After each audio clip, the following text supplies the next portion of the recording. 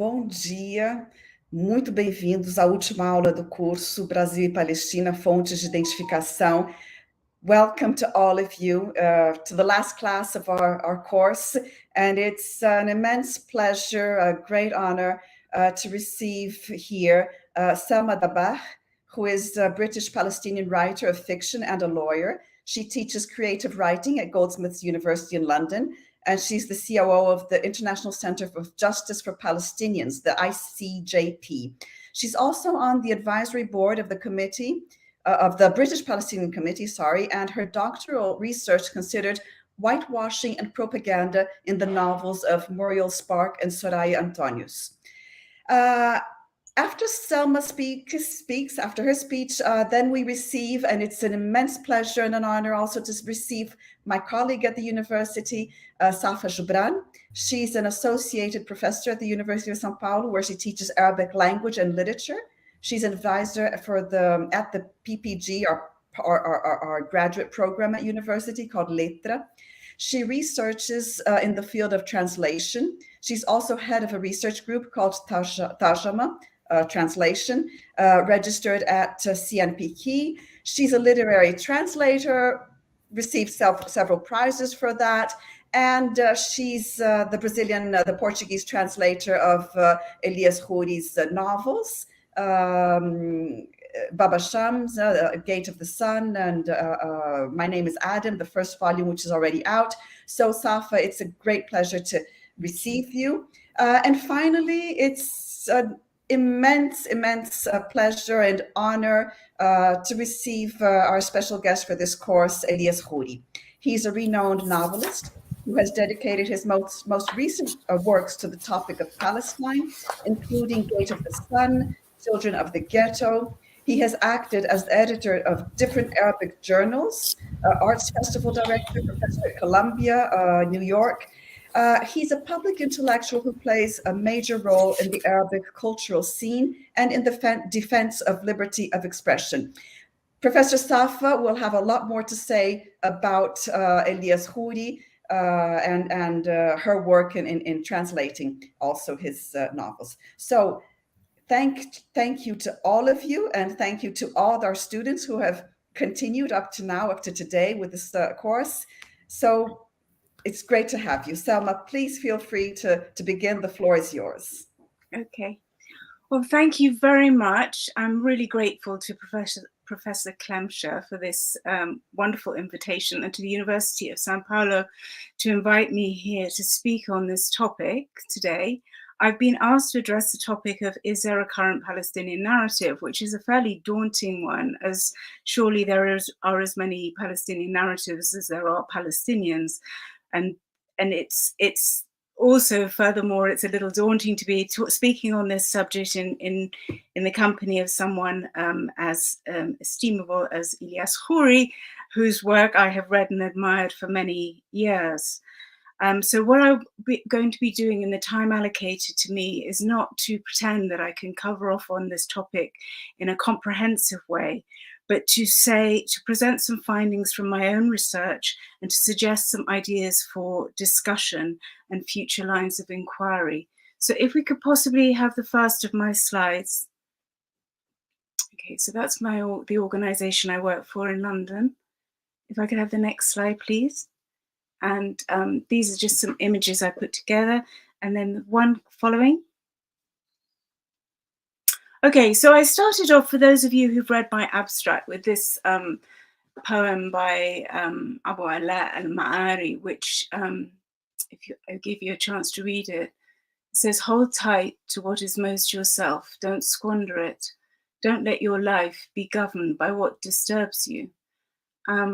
There are different interpretations as to what al-Ma'ari is referring to here, but to me it's a kind of relevant reminder that we should always be not just defining ourselves as individual people according to what we want, aspire to, and the values that we hold dear to ourselves, but not just to be responding to the pressures against us.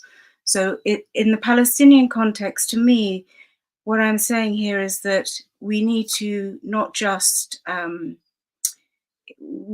as resistance movements, we have not just to be defensive in terms of events on the ground, but also to develop a strategy, a long-term strategy with positions of desirable outcomes in sight. So if I could just have the next slide, please. I have quite a few slides. The first ones I will be spending a little bit more time on, and then I'll be going much more quickly. So to start off with here, we've got what is a narrative, basically, as a starting point. And there's a really good article that I refer all of you to on the issue of what is the need for political dimensions within a Palestinian narrative by Hazem Jamjoun. And he says, okay, so a national narrative is, who are we? Where did we come from? Where are we going and why? Okay. And in terms of when it comes to Palestine, I see there as being, for the purposes of this talk, three main thrusts of narrative when it comes to Palestine: the political, the legal, and the literary and artistic. I'll be speaking mainly on the literary and artistic, but to consider first the political and legal, which are very broad topics within themselves. But they are easier, I would argue, to analyze and to identify than the literary is, because they normally take more of a declaratory form. These are statements. They are statements saying, this is where we are, this is what we should be. They normally come from prescribed organizations or channels, and there is normally a sort of a ranking in terms of a priority as to what should be listened to. So whereas the literary narrative, when it's developed, is far more nuanced, it's more private, it serves more as a confessional. It's not exterior projections, but interior responses. Its messaging, if it exists at all, is coded, individualized, and emotive. Now, the political and the international legal, when it comes to Palestine, are far from being aligned. And it's safe to say that historically, the political was often when there was a Palestinian Liberation Organization leadership, which you will have discussed in earlier classes on this excellent course. But when there was a PLO, you often had a rejection of the United Nations or the international legal line when it came to Palestine, because it was seen to be a compromise of the desired position. In recent years, to an extent, there's been a bit of a reversal. The legal is sometimes holding a stronger position of desired outcome than the Palestinian Authority stated requests. So that, but also the legal, the international legal is now being developed more notably in line through a dedicated series of special rapporteurs of the occupied Palestinian territories in a way that is more sensitive to Palestinian aspirations. And the civil society movement is increasingly being centered around the boycott and divestment and sanctions movement, which is gaining considerable global support, both, again, supporting the legal for political outcomes. So, in terms of what a Palestinian narrative is, one point that I need to make from the outset, given the nature of the Palestinian population being dispersed across many boundaries, is that it's essentially international, transnational, and no matter what emphasis is placed on the land of the former Mandate of Palestine, any identification of the Palestinian narrative has to take on a transboundary, anti-boundary, beyond boundaries, boundaryless approach. It is a distinguishing feature, and I would say that it's a power within it. Secondly, the question of who we are and where we came from is ostensibly easier question to answer to the ones about where we're going.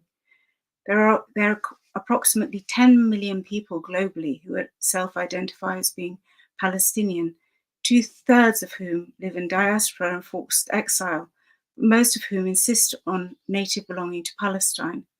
There are multiple examples defining who Palestinians are and where they came from the UNRWA definition of a refugee to this one from the Palestinian National Covenant of 1968, where in its Article 4 it says, the Palestinian personality is an innate, persistent characteristic that does not disappear and is transferred from fathers to sons. The Zionist occupation and the dispersal of the Palestinian Arab people as a result of the disasters which came over it do not deprive it of its Palestinian personality and affiliation and do not nullify them. The assumption is that there's a sort of immutable quality to being Palestinian that does not change. This idea is increasingly being challenged by the wide range and diversity of voices of Palestinian writing in other languages. The heterogeneity and diversity of experience is one aspect that is clearly found in Palestinian literature. Of the three narratives, literature is the most clearly able to reflect and to expand on differences rather than to categorize essentials as to who are Palestinians. And there's one work by Maurice Ebelini, which looks at diaspora literature from Palestinians in Iceland to Australia to the US and the UK. And he shows, as one reviewer said, that being Palestinian is about much more than being just being in Palestine. So the last part of the Jamjoon quote about where we are going and why, what Palestinians are seeking amounts to a decolonization practice that, in Noura Erekat words, reorganizes the relevant relational terms mediating Israelis as settler sovereigns and Palestinians as natives marked for erasure. The solution sought has also been answered with assertions of the right of return and a peaceable future. So this is the end that we're looking for. Now, what form that takes is obviously it's the subject of huge debate, if it's two-state or one-state or multi-state or federal, and it's not the topic of this talk. But there are also statements within earlier pronouncements by Palestinian leadership about what we're after, and there's this talk about an atmosphere of tranquility and peace for the Holy Land. And then you've also got DFLP documents from the 70s, which talk about international solidarity in the struggle against the common enemy of imperialism, Zionism, and Nazism throughout the world, and for the progress, liberty, and peace of all peoples. So the two things from the original sort of Palestinian documents on the political struggle will refer to, which are no longer really referred to much anymore. One is armed Arab unity and the other is armed struggle, and these were central to the political argument. But there's now been a sort of movement away from that. And international law is increasingly being used as a bar, being fought for by Palestinian advocates. So, and as Professor Noor Masalha has commented on recently, Israel has never complied with any of the 200 or so UN regulations or resolutions on the situation in Palestine, Israel. So, and it's also known that Israeli government lobbies overtly and behind the scenes apply pressure to water down or dismantle UN commissions, such as the new independent UN Commission of Inquiry, the International Criminal Court, the International Court of Justice, the UN Human Rights Council, and the laws of universal jurisdiction. So the Palestinians campaign on the other side to strengthen these international legal bodies and to have their support. So the Palestinian narrative has international law as a backbone, and it has become a sort of test as to whether international law is being applied free of political influence, as to whether it is being applied with regards to the Palestinians rather than more politically expedient choices. So the Palestinians have thus become the upholders of international law, but it is, as Dr. Mazen Masri of City University put it, international law plus that we are after. We are after a legal regime that goes beyond what is being asked for in the international legal documents. It's a starting point. It's a framework that we uphold, and as such we aspire to social justice and to anti-settler colonial, as we do with anti-settler colonial, anti-apartheid movements globally. Okay, so that's just on the background. If I could have the next slide.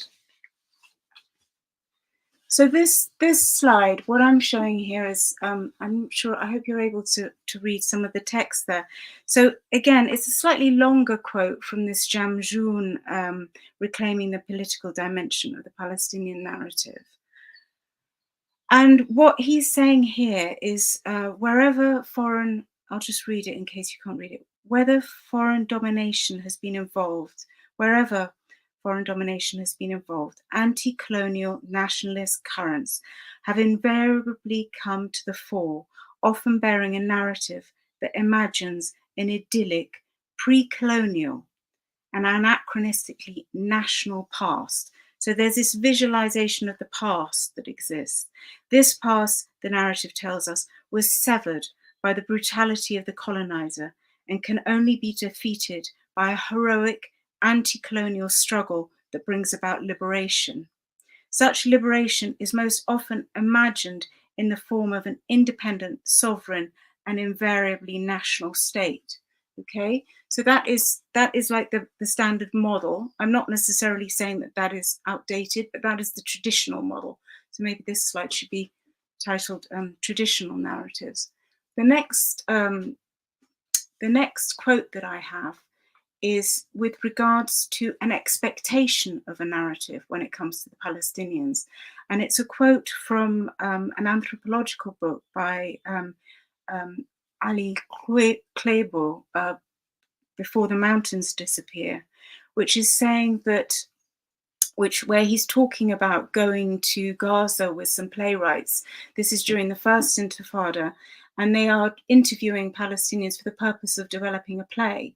And what he notices with them is the absence of inquiry into other aspects of these individuals' lives. And he says, these two playwrights that he's with, and it's in no way a criticism of him. He talks about the catharsis of working with them and the positivity of their dedication to the cause. But he says they're interested in the Palestinian experience from a solely narrative perspective. They have clear objectives. They're interested in the Palestinian as a political victim. So it's a very limiting depiction of who a Palestinian is. Then the last line of quote is from Etel Adnan, who's saying that narration, as she sees it, is an outdated form. So this is more of a kind of stylistic pronouncement, and this is reflective of kind of where the modern sort of Anglo-Saxon novel has been going since the Second World War. So there's been a movement away from having a kind of a traditional form of storytelling to having more, to it being more of a subject of experimentation. And this has made it very difficult, I would argue, for writers who have a political issue that they wish to put across, maybe not so bluntly as in a message, but in a way that carries and mobilizes and explains the cause, to write in a way that is evaluated with the right tools of critique. So if we could just move to slide 5, that'd be great. Okay, so just in terms of what we're up against and how I see the current situation, I think the work of Achille Mbembe, the Cameroonian philosopher, is something that really resonated with me. And at the conference where I first met Professor Klemscher, one of the speakers there from South Africa was saying that maybe this term apartheid that we're kind of clinging on to, that we're now, not clinging on to, but we're now really lobbying and behind since the human rights organizations of Amnesty International, Human Rights Watch, Al-Haq, and B'Tselem have all declared there to be an apartheid state. This is a word that we're very keen to inject into the Palestinian narrative and narratives around Palestine to reframe and to make clear the power imbalance. And I stand by that. But what this person from South Africa was saying is maybe this term is not enough, because what is being experienced under occupation is far harsher. As Desmond Tutu once said, it's almost made apartheid South Africa seem like a bit of a picnic compared to what the Palestinians are living under. And so these other sort of add-ons that I was playing around with, one is techno and the other is necro-apartheid. When using the part, I mean, techno is self-explanatory, but necropolitics, which is the use of social and political power to dictate how some people may live and how some must die. So it's the creation of a sort of death worlds, or new unique forms of existence that confer upon them the status almost of the living dead. So as Ishil Mbembe says, in the context of Palestine, colonial occupation not only amounts to, can you switch the slide, please? It's like control and surveillance, but also, and then the next slide, these ones are quite quick, separation, and then on to the next slide. But it's also synonymous with isolation, okay? So it's a splintering occupation, which keeps with the splintering urbanism characteristic of late modernity, of suburban enclaves and gated communities. Okay, so this is where we're at now. So then can we go to the next slide, please? Which is again drawing, this is, something seems to have been lost in that slide, but anyway, it's the extraction and looting of natural resources. And so as political categories, populations are then disaggregated, this is what Mbembe says, into rebels, and then could you go to the next slide? These are the categories of people: child soldiers, victims, the next one, refugees, and the next one, and the incapacitated. So these were his categories that he felt. And this one, it says, these people who are incapacitated through mutilation or simply massacred on a model of ancient sacrifices, while after enduring horrific exodus, the survivors get confined in camps and zones of exception. So what Mbembe was doing, and he does refer specifically to Palestine, but he's been drawing global patterns of treatment of the non-person, the person who is at the receiving end of this, of necropolitics, as he describes it. Please switch slide, please.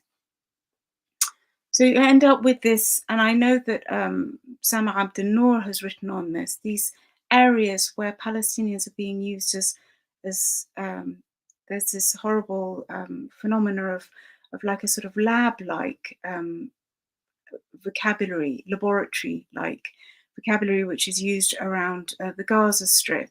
And in the recent bombardments a couple of weeks ago, there were again accounts of new bombs seeming and weaponry being tried. So together, the cumulative imagery that starts to come out of Palestine is one of which somewhere which has been trashed as a brutalized image, a prevention of beauty, of harmony, of cultural development that has been a systematic result of de-development. Could we then move on to the next image? So in terms of the way that images are manipulated, and this is something that just, it's such a huge topic, but it's something that I consider to be really important when you're thinking about the Palestinian cause, the depiction of the Arab world, the self-depiction of the Arab world, and the kind of narratives that are being built. But it fascinates me how in the middle of the 20th century, you had two things happening almost coterminously. One was you had the introduction of the figurative image into the Arab world, which was due to, which Abdel Fattah Cleto talks about in his book, The Clash of Images, where you've had a lack of physical depictions of people for religious reasons, and a lack of the moving image, again, due to technological reasons. Until the 1950s, with Western influences, this starts to change.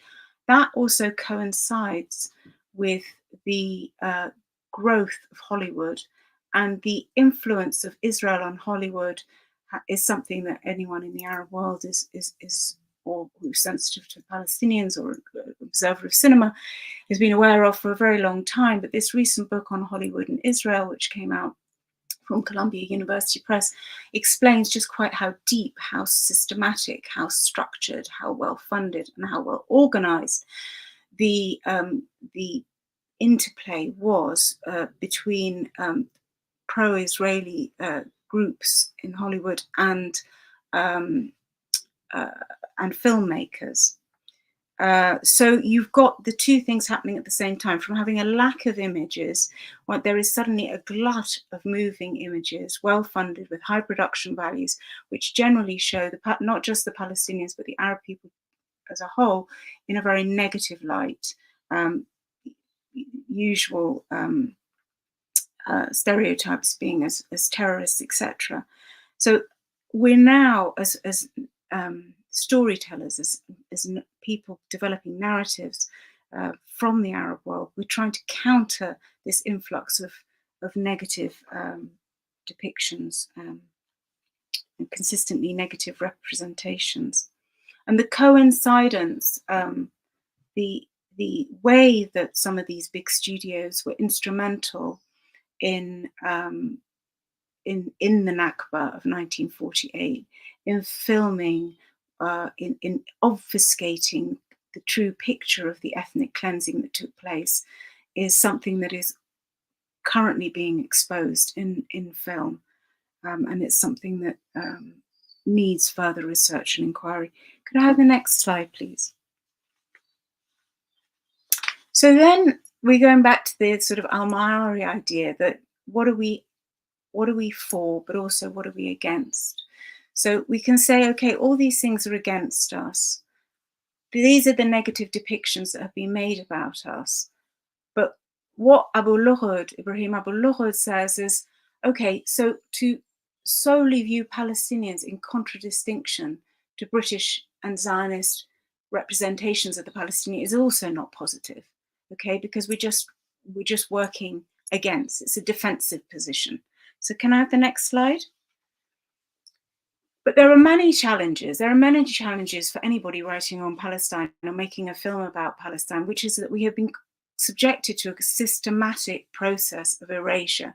So it's not just the villages, around 500 or so villages, which have been erased. You've also got, which are documented in Walid Khaldi's book, which I show there. You've got the libraries. There's a Jazeera documentary called The Great Book Robbery, about the libraries being, Palestinian libraries being taken. You've got land registry documents which has disappeared, and then the Palestinian film archives.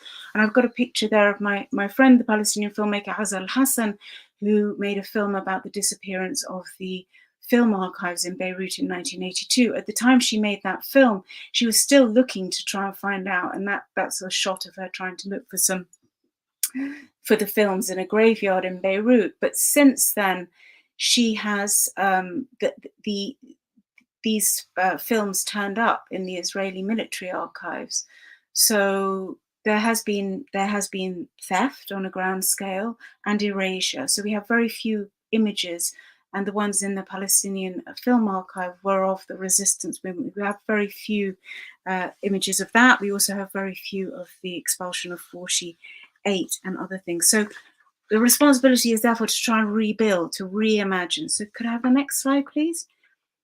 And one of the challenges which I looked at with my PhD was with regards to the interior. You see, these interior spaces, particularly female spaces, are particularly female in their nature. They're personal, private, female, domestic. They're intense. They're the place of love, longing, and desire being expressed, okay? So these places were, if I could have the next slide, we've got many obstacles to being able to visualize, particularly early 20th century interior Palestinian spaces for a number of reasons. One is that many of the villages were destroyed. Two, there's a lack of images. So there wasn't much of a painting tradition, and the European tradition of sort of water paintings, etc., seems to have died out by the end of the 19th century. So early 20th century, there weren't that many people doing watercolors. Some of the watercolors that exist of the interior of Palestinian homes come from the end of the 19th century. Then photography Flash photography wasn't developed enough to take pictures of inside of homes as well. It was also because it was seen to be a female domain, a lot of visitors would not be able to go inside these houses to document lives there. There's a gender and a class bias often when it comes to Palestinian women villagers, and also in terms of the Palestinian storytelling about what life was like. Something Salim Tamari talks about is there's sometimes a sense of bravado or shame, and in terms of how these stories are recounted. Can I have the next slide, please? So how do we decolonize a narrative? You know, how do we rebuild a narrative? And a writer from Hawaii has put, Leuni has put these 4 points. One is rediscovery and recovery. Second one, mourning. Third one, dreaming. And the fourth, commitment. So could we go on to the first, please? Next slide. So the rediscovery and recovery is to find texts, and I did that with the novels of Soraya Antonius, which had fallen out of print and were not written about as part of Palestinian literature. Also, it's the retention of oral histories, which there's been increasing work about, and then the act of imagining those parts of the past that we do not have access to, that even narrators in their oral histories may not have felt confident to talk about. So Toni Morrison talks about methods that she uses when filling in the gaps with slave narratives to reimagine those parts of the story, of the life, that are shrouded in shame. So for example, physical assault or rape or sexual experiences, sometimes these aspects are not documented, and it's a responsibility of the novelist to sort of reimagine those. And in the process of doing that, my test is to try to see what is, not what is probable, but what could be possible, because to add to a storyline and make it work. Can we have the next slide, please? Then this was it was a separate project that I worked on, but it's in terms of visualizing the future. This was an anthology of writing on love and lust by Arab women, going from the pre-Islamic period to the current day. So I included 110 pieces by 72 writers from the Jahiliyyah period up to now, with a huge, there's like a 500-year period in the middle where there was no writing that I could find by Arab women on these subjects of romantic love or sexuality. Some of the earlier works, though, I found to be very sexually liberated and assertive. And it was just at times when interpretations of Islam were different, where there were different spaces allowed. But it's an example within the Palestinian context of just like how novelists or writers can work to find parts of the past, to visualize a different way for the future, which is sort of more organic than trying to think of change as always coming from outside unnecessarily, or being rejected because it might be identified as coming from external forces. Can I have the next slide, please? So the next point that Luni says, the Hawaiian writer, was about this issue of mourning, the need to mourn, to identify what happened, to bear witness to it. And a lot of writers, I don't think I'll have time here, but maybe in the Q&A, there are a lot of writers that I really admire who've taken it on to document what happened at different points in time of Palestinian history. So, yeah. The next, and I think, you're probably, most of the listeners will be familiar with the Saidian terms of reclaiming history and the importance of bearing witness. Can I have the next one, please?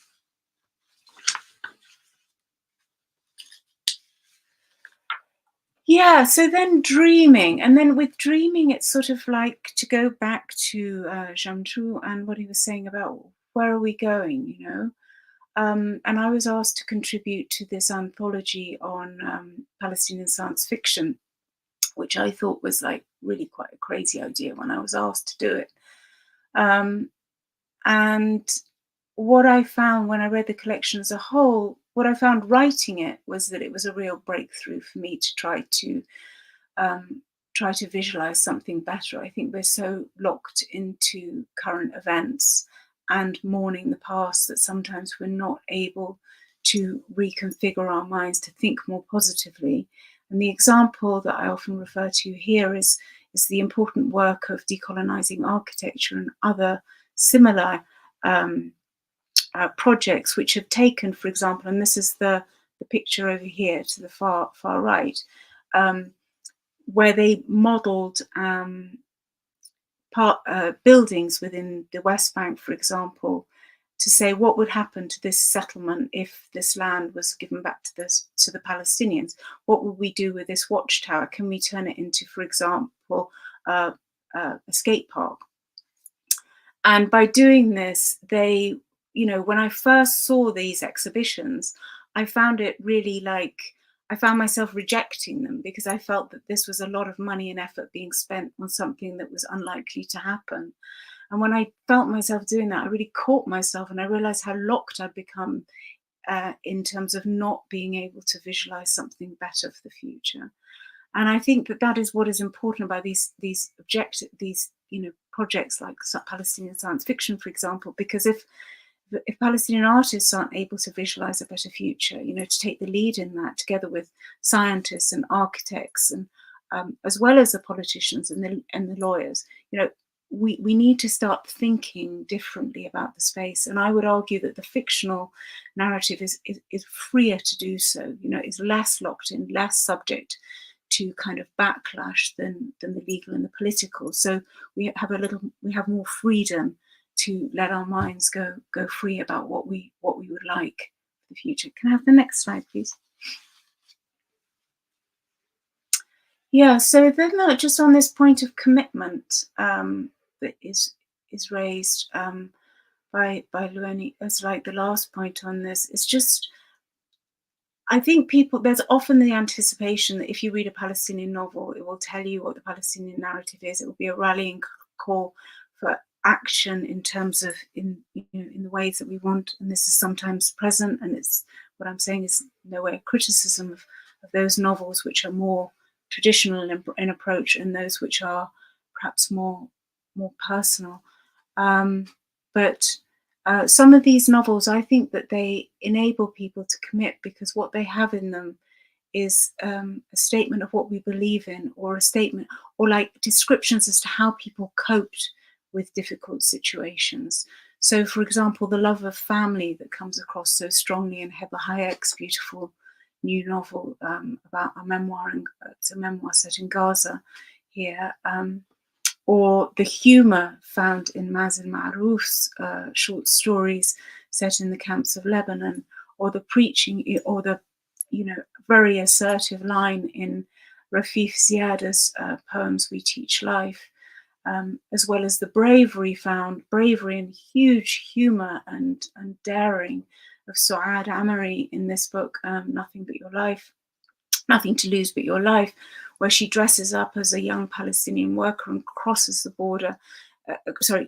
into Israel from the occupied territories with these young men who are seeking work in Israel, being shot at, etc. in the process. It's a very short book, but within it you get so much of an understanding as to what the situation is. And the thing that I often think is that it's impossible to measure the effect of literature or art in terms of individual inspiration or how it affects your actions, but it can sometimes be these depictions of people in Palestinian contexts who refuse to act in a way that is selfish and in their own, the easiest option for them to have an easier life, but make that moral choice to step into sort of greater action, to work with the collective and to do something better. And how that storyline can be charted, how delicately it is dealt with to tie in the reader or the viewer requires great skill. And it's something that I think on the level of like activists going to the occupied territories, I think it's something about our society which we should be proud, because I think it's one of the reasons why people keep going back and keep wanting to engage with our way of seeing society. These are not depictions of society which are akin to some of the really bleak visions of people who just kind of sell each other out that you might find in maybe sort of Milan Kundra's The Joke, when he's looking at Eastern Europe. These are, yeah, so that's what I'd say on the point of commitment. Can I have the next slide? I think this is the last one. Yeah, so really just to go back to the point I was making previously in terms of the need to reimagine the past as a way to rebuild the future through the Palestinian fictional narrative. And to conclude, I would say that we still very much need a political narrative, and a lot of guidance is being given to us through the developing and strengthening of the legal narrative and the work being done in civil society and through collective social experiences and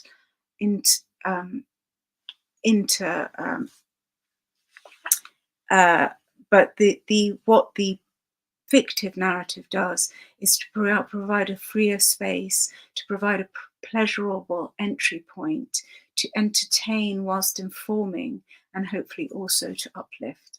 Thank you. That's a bibliography that I can send on later.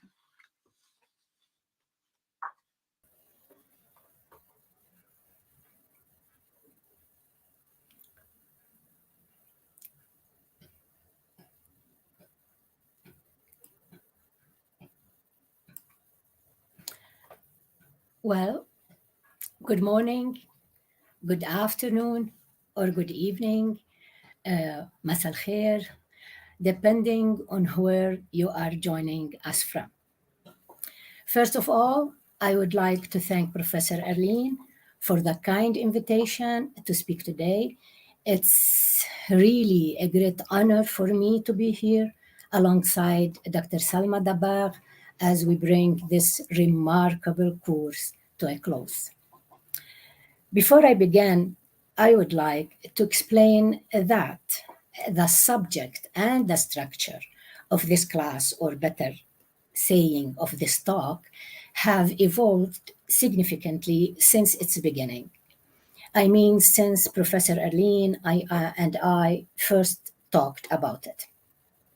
So as a result, the material I presented back in the initial stages may not entirely align with the current title of this class or talk, which is Palestine as Literature.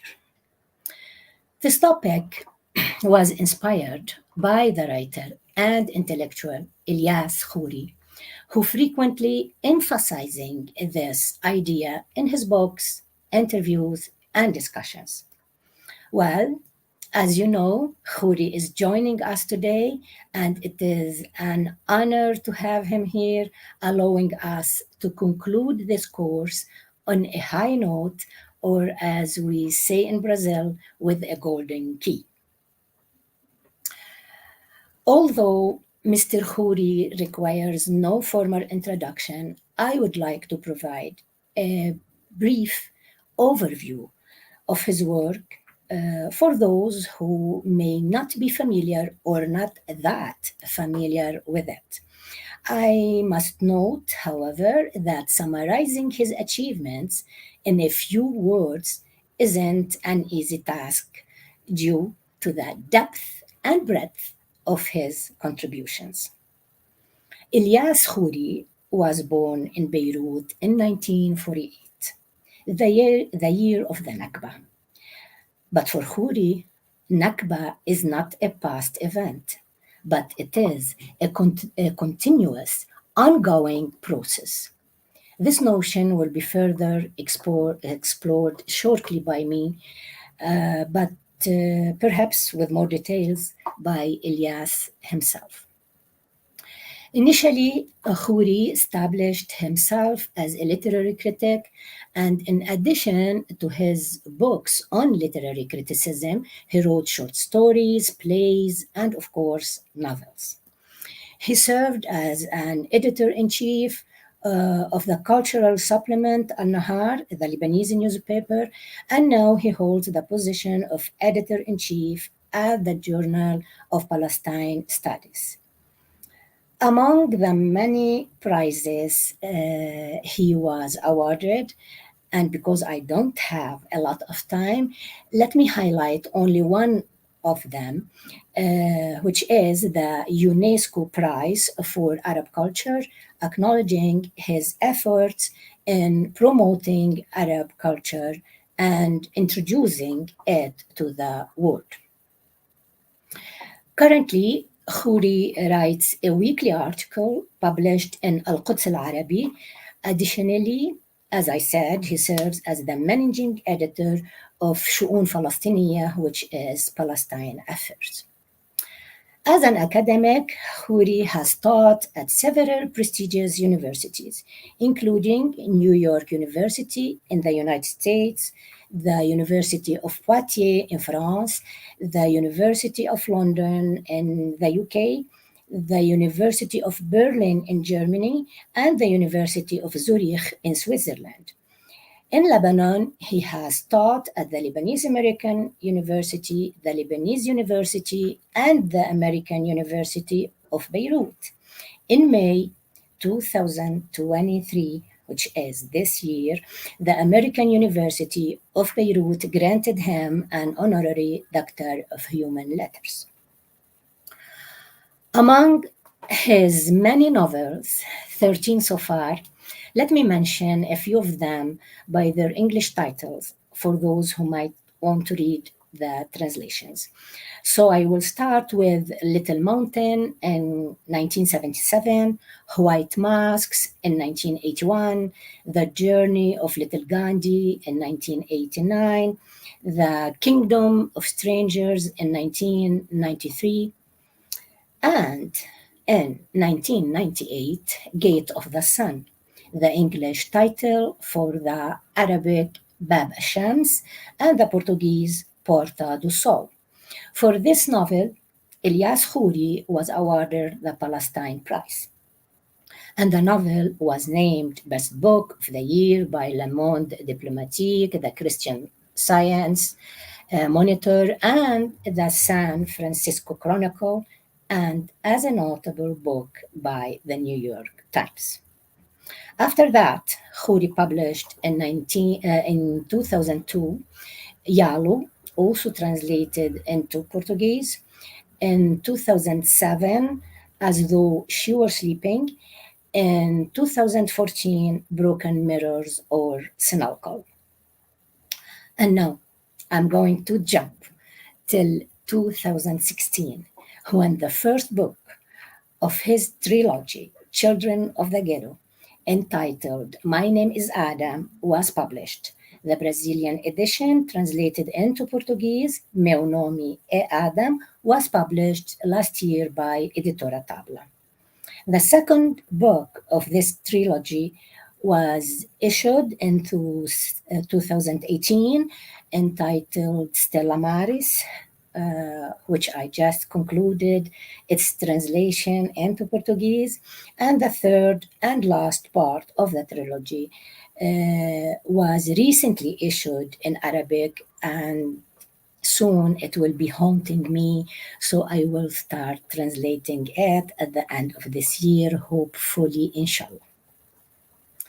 Well, Palestine as a subject dominates several of Khoury's novels, such as The Kingdom of Strangers and Though She Were Sleeping, but it was with the publication of Gate of the Sun in 1998 that he achieved worldwide fame as one of those who wrote and are writing Palestine.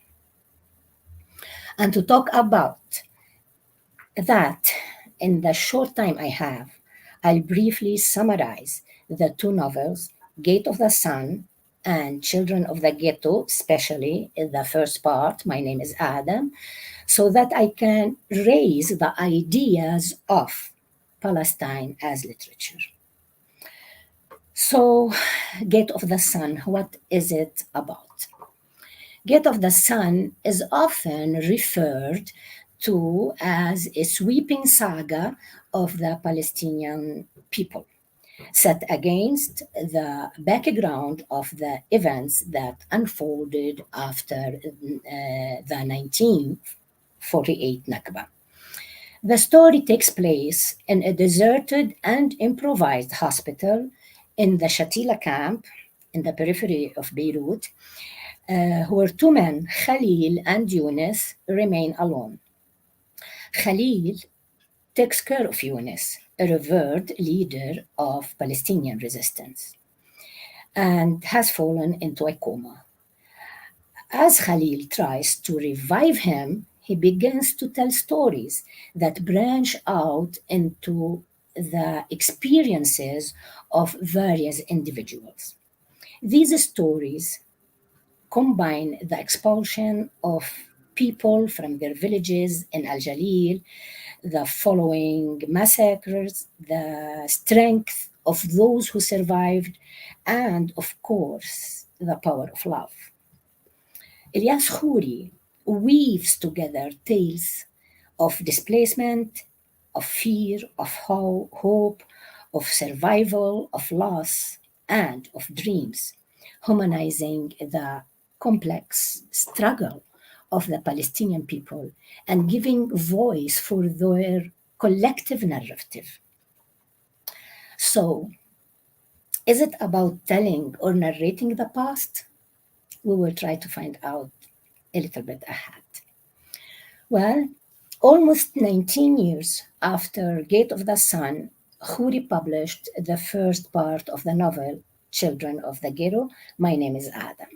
And what is this novel about? Well, it's not an easy task to summarize this novel, but I may say that is about Adam Danoun, a Palestinian man from Lydda who grows uncertain regarding his identity. When he was a little boy, he was adopted by a young widow named Manal, who kept telling him his father was a hero, but later he will know he was not even Hassan Danoun's son. Well, Adam spent his early childhood in Lydda, in the ghetto of Lydda, a place encircled by barbed wires created by the occupying army that was before moving to Haifa with his mother and her husband, where he stayed, until he turned 15. Then he lived on his own, facing so many different and hard sides of reality. When Adam realizes he wasn't Jewish, he played with his identity to go along with his life. He claimed to be from the Warsaw Ghetto. However, later in New York, he meets Ma'mun, a blind man who saved him during the death caravan in Lydda in 1948, when he was a baby, and Ma'mun provoked Adam during this meeting to re-examine his identity and write his life story. How? Well, Adam by that time was a journalist who was fond of literature and hoped to write a novel with connotations and symbols like Ghassan Kanafani's.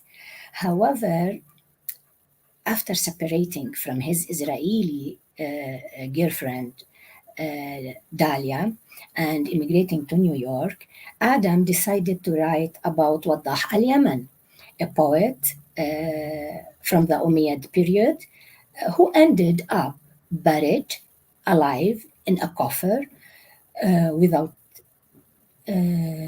shouting or struggling for his life. as in Khanafani's Men in the Sun, in which the three men didn't knock while were suffocating in the tank. But when Adam, now quoting Elias himself, realizes the power of art and metaphor to falsify reality, he abandoned the idea of writing novels and instead focused on writing his life story in a clear and simple way.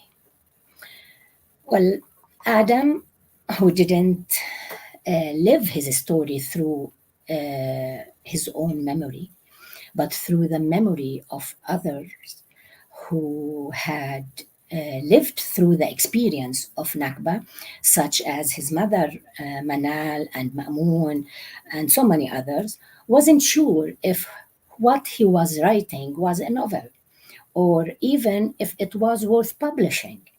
So he kept writing for himself.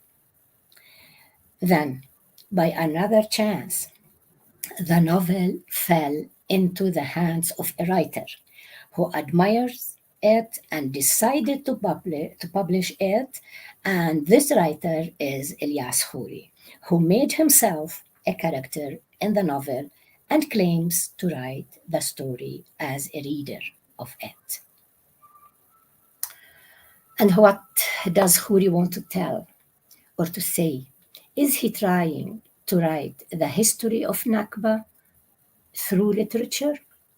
Well, to find out together, I would like now to bring to your attention a short dialogue that happened between Adam, the narrator, and a Palestinian historian who wanted to know more about Adam's grandfather, who was a soldier in the Ottoman army and fought on the Russian front during the First World War.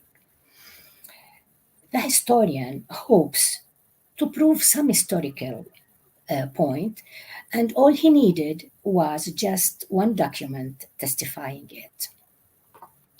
So the Palestinian historian says, history has to rest on written document, preferably official documents.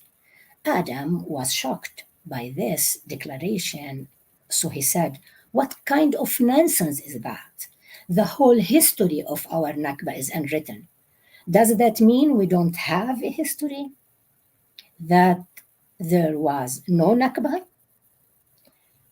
But then Adam thought, if it is a document he needs, well then, why not simply add a passage to a letter written by his grandfather proving the historical theory? So the historian asked, is that true? And Adam answered, as good as true. The historian commented, that's writer's business, not historians. And Adam asked, what's the difference? The historian then shook his head in disgust and walked off. This dialogue is from the English translation by the late Humphrey Davies. So how can we set differences between both? I mean, between the historian and the writer. As we can see, the Palestinian historian, in My Name is Adam, believes that only written history is significant and that it is necessary to create a written record to oppose the Zionist narrative. But Khoury considers that if we do that, it means we are accepting the oppressor's terms, since the winners are those who typically write the history. Khoury tells that during his research, he discovered that there was almost no mention of the ghettos in the historical records. But this absence doesn't mean that the events didn't happen. So this highlights the difference between the writer's job and that of the historian, who can only work with what is present, while the writer has to has the task of making absences present. This means that the writer's job is not to fill the gaps in the historical records, but to make those gaps visible and to explore what it means to live in the presence of absence في حضرة الغياب. So quoting Khoury now, the gaps of the historical record are also gaps in the people's lives. And one way to deal with the pain of those absences is to remain silent. So Khoury, as a writer, aims to explore how Palestinians have managed to survive the history of Nakba by preserving silence and secrets and by fixing together fragments to make them meaningful and significant in the present.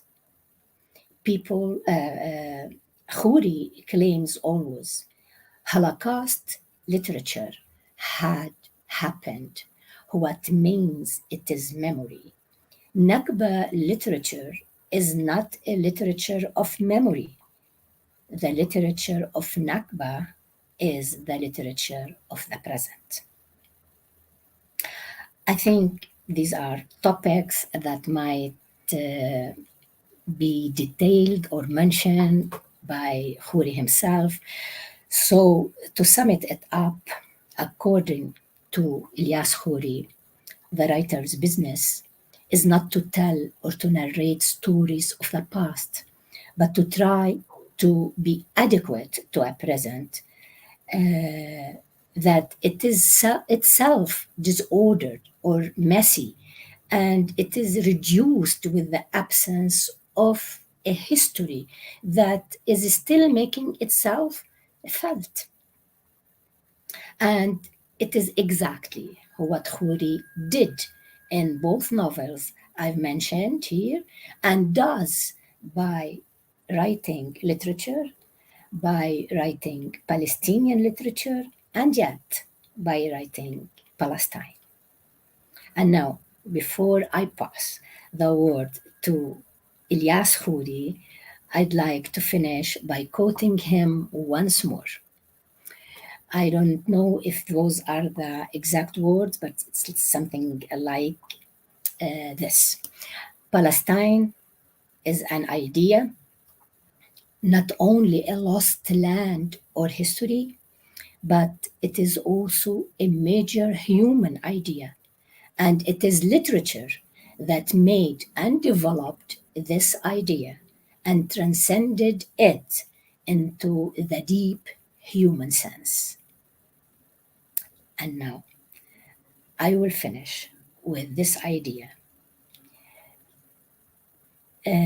Perhaps it will be detailed by Khoury himself, who is responsible of it also, which is Palestinian literature shows us that the story is more important than history. Thank you.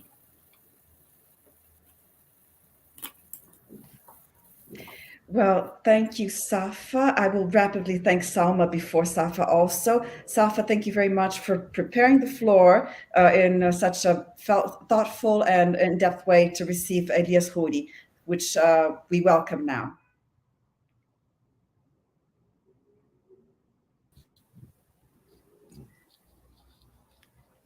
Hello. Are you hearing me? Wonderful. Thank you very much. I'll leave you Thank the you. floor, Elias Khoury. Thank you, Arlene. Thank you. First, actually, after the lecture of Selma and the very interesting lecture of Selma and the very beautiful words of Safa, I think there is very little left to me to say, as the ancient Arab poet used to say at the beginning of one of the mu'allaqat, the poets did not leave anything for me to speak. So this problem that nothing is left to say is a very old problem. And all the time we think that we have nothing to say, and then we try to say, and sometimes things will emerge. So I hope after what you have heard, something will emerge which you can feel is interesting. The second thing, I will be very brief because now 1 hour and 10 minutes since we began this session, and I suppose it's too long.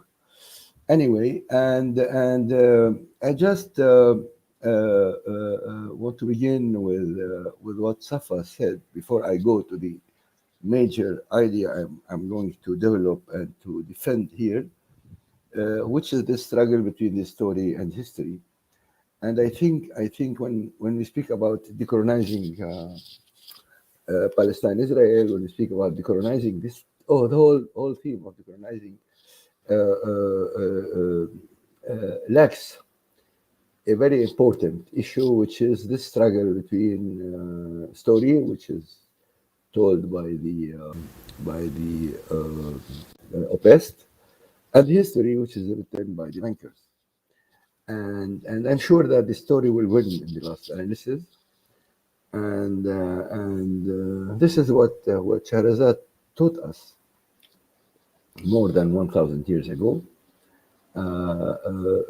In her struggle with the story in order to win the battle against power and against masculinity, and to introduce to literature this feminine touch, which makes from literature, I suppose. So the struggle between the story and history can be the theme of the whole Palestinian saga, the whole Palestinian tragedy, which has been a very long one of the longest in modern history. The Israeli colonization of Palestine is the longest colonization ever. And now Israel is the last colonial power on earth. And the Palestinian territories are the last occupied territories on earth. Edward Said introduced to us the post-colonial theory, the post-colonial analysis. But here in Palestine, we are in the colonialist analysis. And the colonialist analysis, which is taking the shape now, which is declaring its shape as an apartheid. But I suppose that from the beginning it was an apartheid. Now, the problem of the Nakba and the problem of telling the story of the Nakba is a big problem. Because how can we read or tell an unfinished story? The stories are interpreted and reread from their end. The end is the real beginning that sheds the light on the meaning and determines the ways of understanding.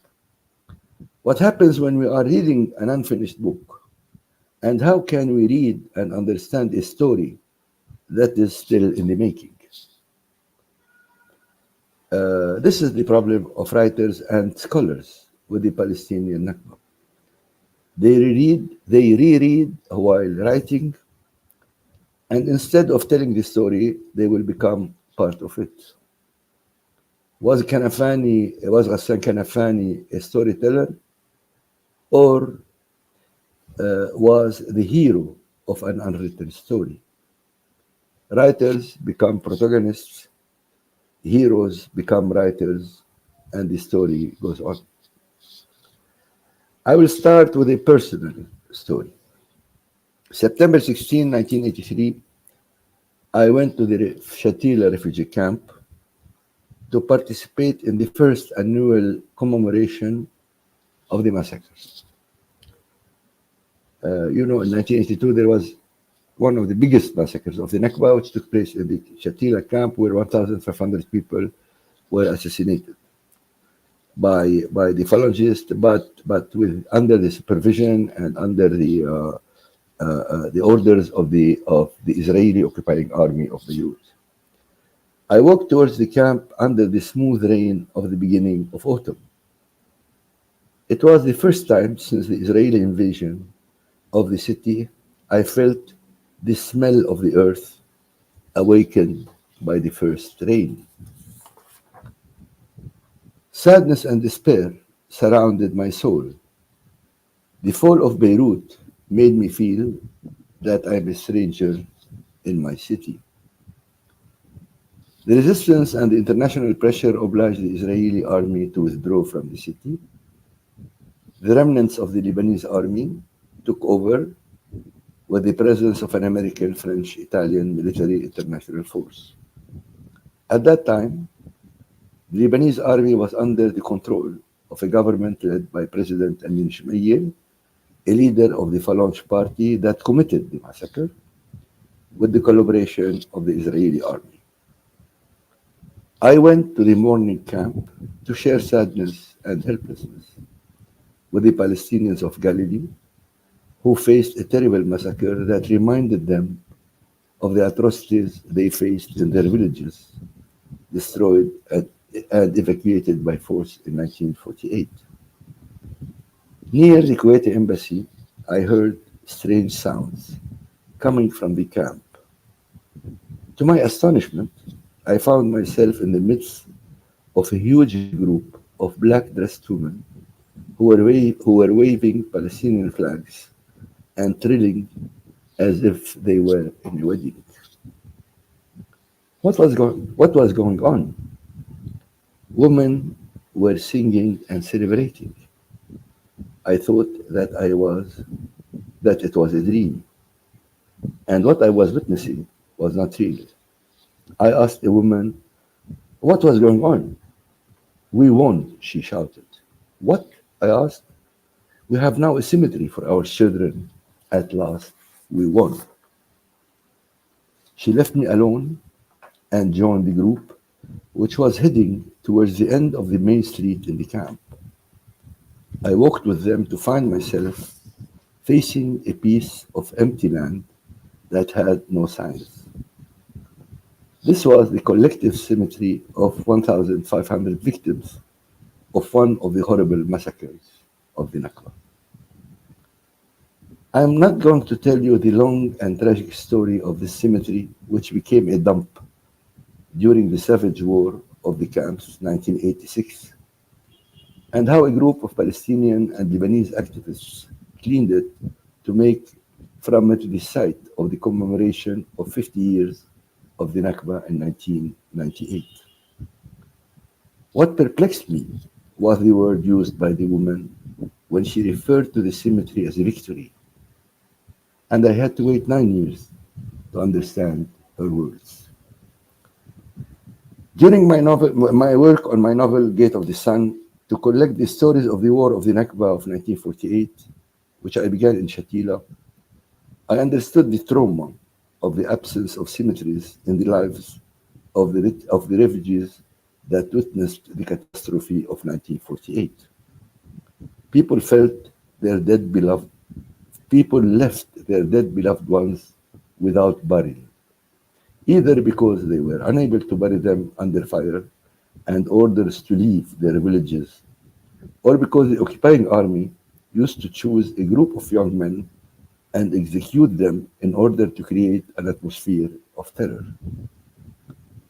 The trauma that took place in Palestine will be revived in 1982 in Beirut. After the massacre, where the dead bodies were left stinking in the alleys of the camp for several days before the Red Cross collected them. Jean Genet, the French writer, in his masterwork 4 Hours in Shatila, described the aftermath of the massacre with words that went beyond words in order to find an adequate language to name pain. But the French writer couldn't see the significance of the bodies of the victims who were left in the alleys of the camp and their abilities to awaken the memories of 1948. Are we speaking about a memory that refuses to be forgotten? Are the bodies of the Palestinian militants buried in the so-called cemeteries of numbers in neglected areas a memory? In addition, what about the bodies imprisoned in the Israeli morgues? Is this the past or the present? Are the massacres of Lydda and Tantura and Sabbagh a memory? Why the Palestinians are obliged to speak about the present while they are trying to remember the past? In this complicated relationship between the past and the present, we have to invent new concepts. The Palestinian Nakba is not a past to be remembered, but a way of life under occupation. When we speak about the Nakba, we are not speaking about an event that took place for the last time in 1948. Rather, we are speaking about a long process that began in 1948 and is taking place since then. History of this ongoing Nakba is not linear. It witnessed different phases, but never stopped. We can detect its peaks in the years 1948, 1967, 1982, 2002, and 2023.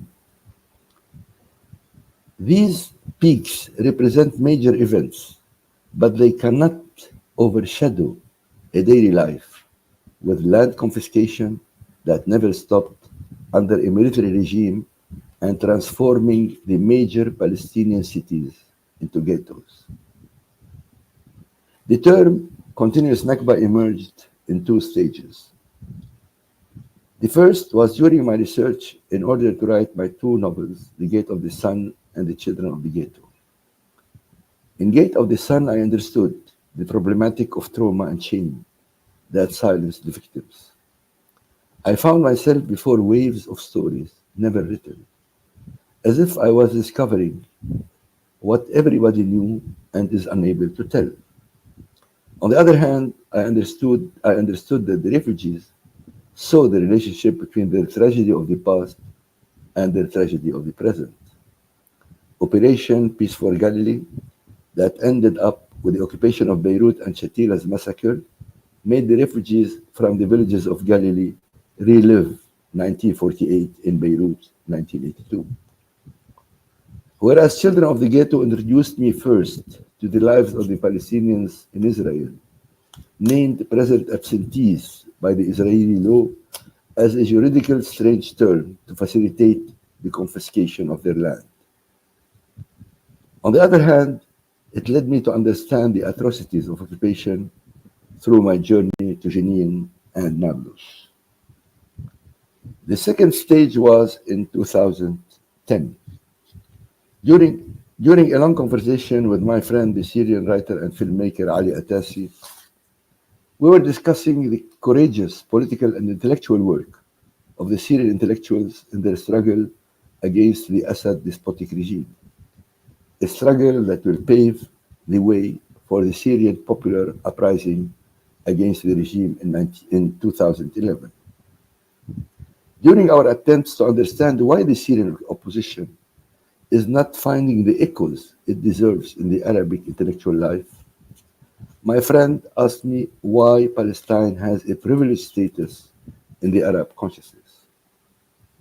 The question perplexed me because all the classical answers, such as the Arab national identity or Islam or dignity and so on and so forth, seemed irrelevant.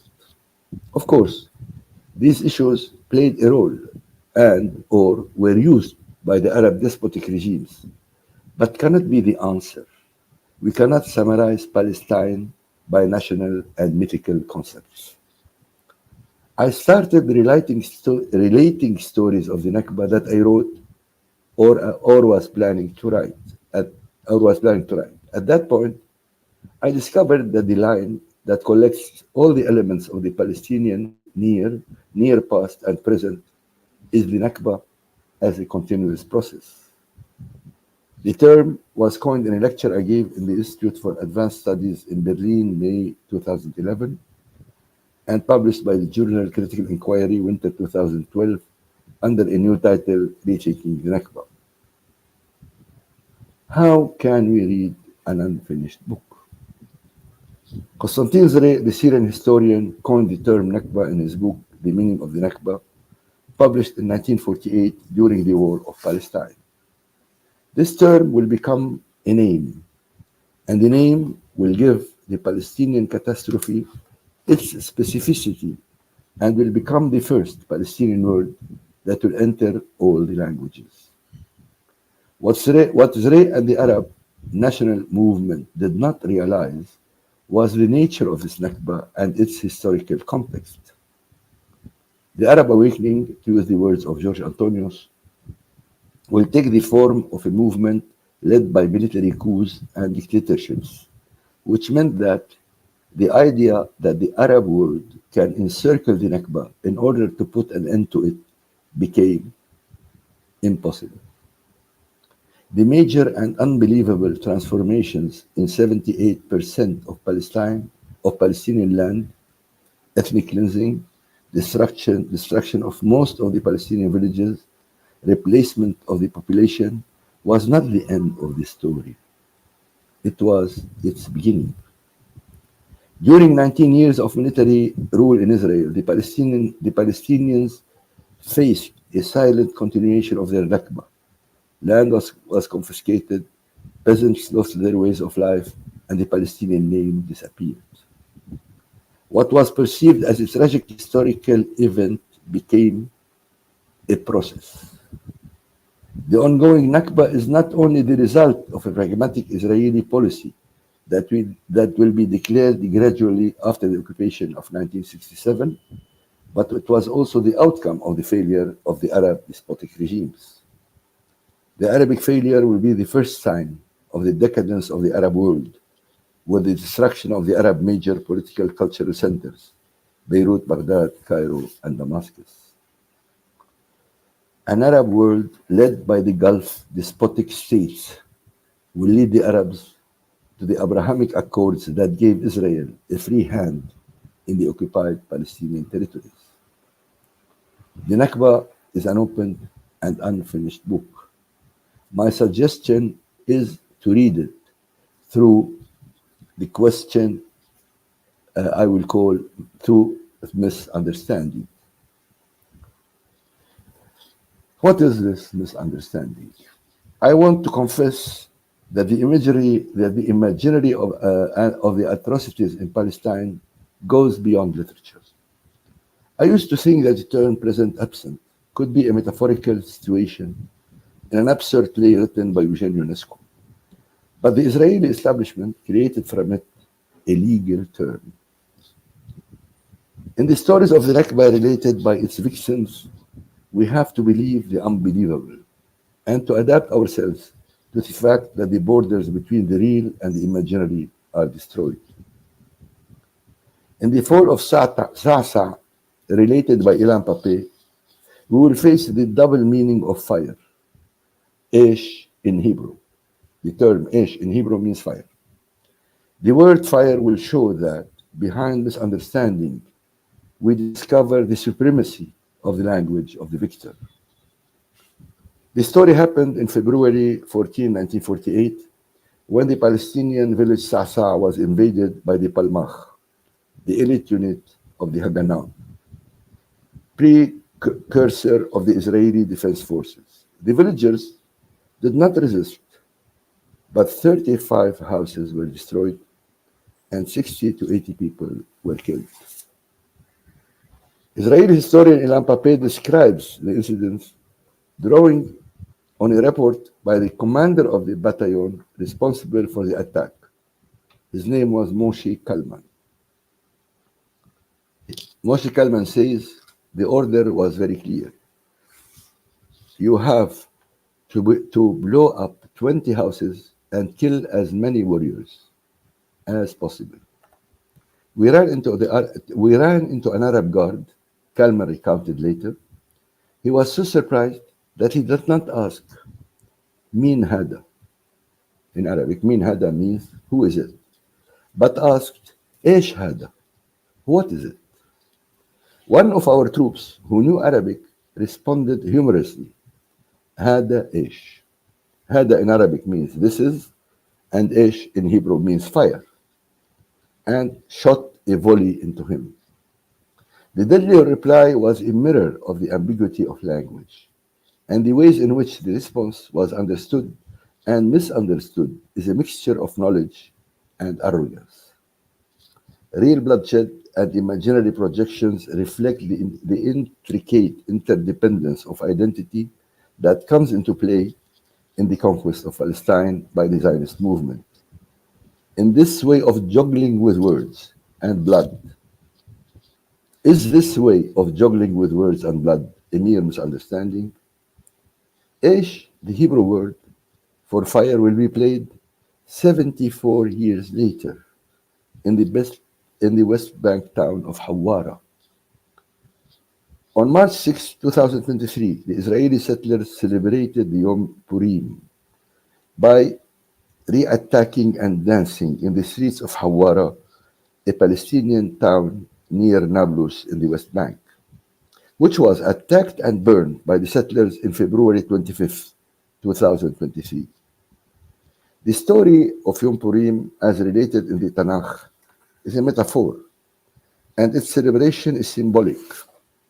But when metaphor is understood as history, and its rituals related to the massacres in the Persian Empire after the death of Haman,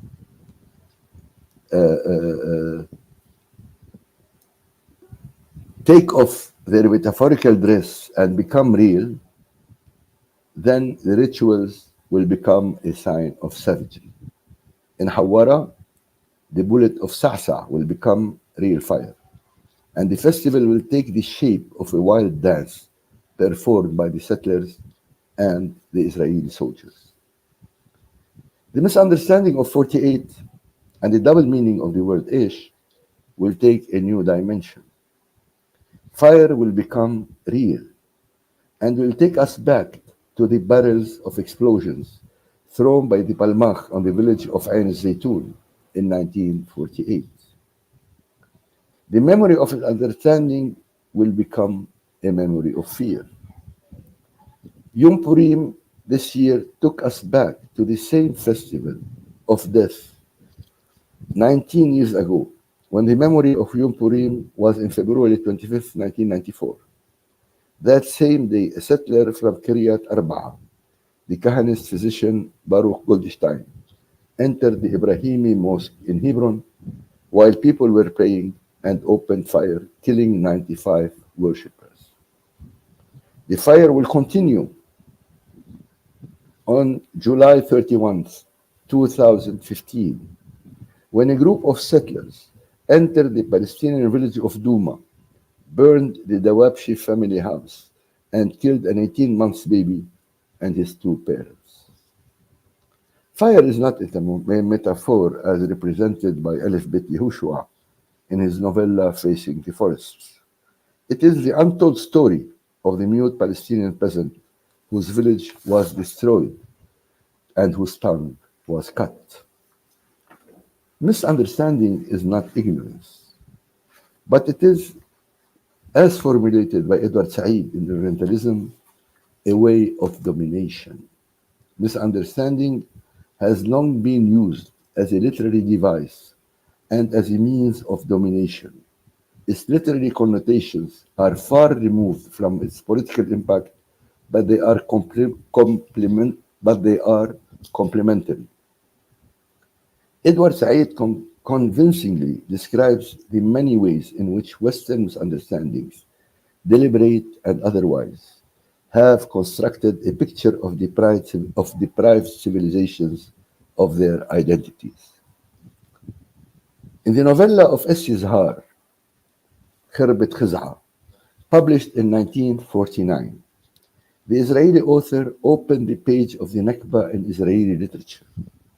It is the most revealing Israeli text regarding the complexity of the conquest of Palestine. This text will take the reader to the limits where understanding and misunderstanding will meet. The story leads us to discover two major elements. The first is the silenced victims. The inhabitants of this poor village have no voice in the novella, and the reader will have to will have and the reader will have no hint about what they said, as if they are characters in a silent movie. We hear them only once when a woman holding her baby girl, approaches the Israeli soldiers asking them to take the baby. Why we do not hear the victims? These are not shadows like Aziz and Khalil in Amos Oz's by Michael, and their tongues were not cut, as in the case of the Palestinian in facing the forest. These are peasants living in their own village. There are two answers to this question. Either the narrator did not hear them, or he was unable to understand their Arabic tongue. Most probably, the two answers are correct, and this novel will create the paradigm of the silent Palestinian, or the shadow, that will dominate the Israeli literature. The second is the creation of the image of the Palestinian as the Jew of the Jew.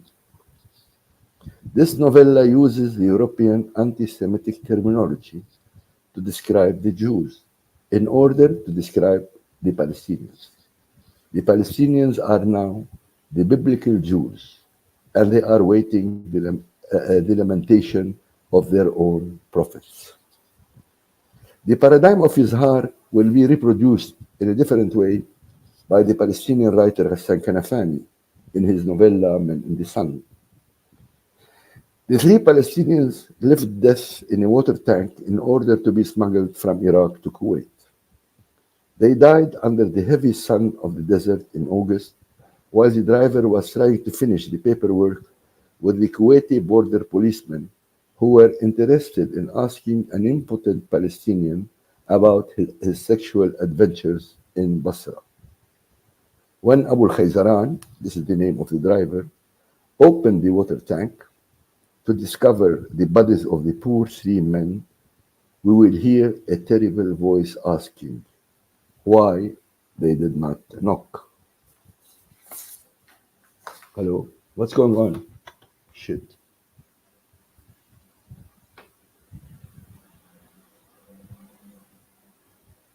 Oh my God.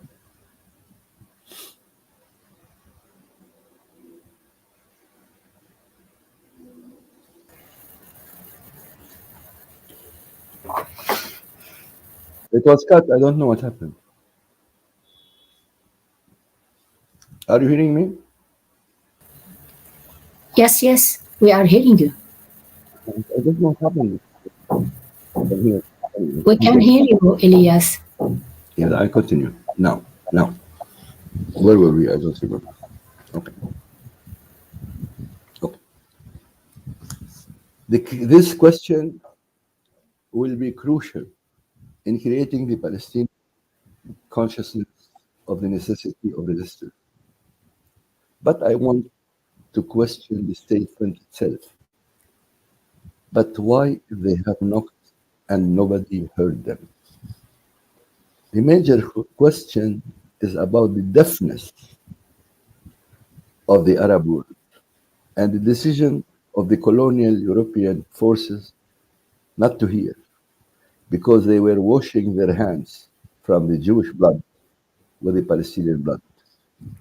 The issue is not only about the silence of victims. More precisely, it's about silencing them. The tongues were not cut, but the ears were deaf. On another level, Edward Said's declaration that he is the last intellectual Jew goes beyond the theoretical questions, because it can be a tool to describe the exile of the Palestinians in their own land. The Galot will become the Manfa of the Palestinians. What unites the Palestinians living in their own land and the Palestinian diaspora is this feeling that all of them are in exile. Emil Habibi, in his parody, The Pest Optimist, will describe the exile of his protagonist Saeed in the Jewish state, an exile which took his collaboration to a dead end and which will make from him a voice of the resistance. As you see, I tried to give an overall. Of course, it's very. There are many things to be said, especially there are many related to the Nakba, the Palestine, and to the Arab story, the Palestinian story, especially through the poet of the great poet of Palestine, Mahmoud Darwish, and through other works, Nafani, Jabram, and and Akram Salih, young novelist, Ademir Shiri, and others. But actually, what to show here is that we are facing an ongoing, and we have to keep the way it is. That we have to deal with it as a long struggle. And in the long struggle, the Palestinians must understand that they are alone. They are encircled not only by the Israeli occupation, but also by the Arab despotic regimes. They are not, uh, their image is not destroyed only by the American propaganda, but their image is also destroyed in the Arab world. The Nakba, we feel it in Al-Za'atar refugee camp, in Yarmouk refugee camp. We feel it everywhere in the Arab world.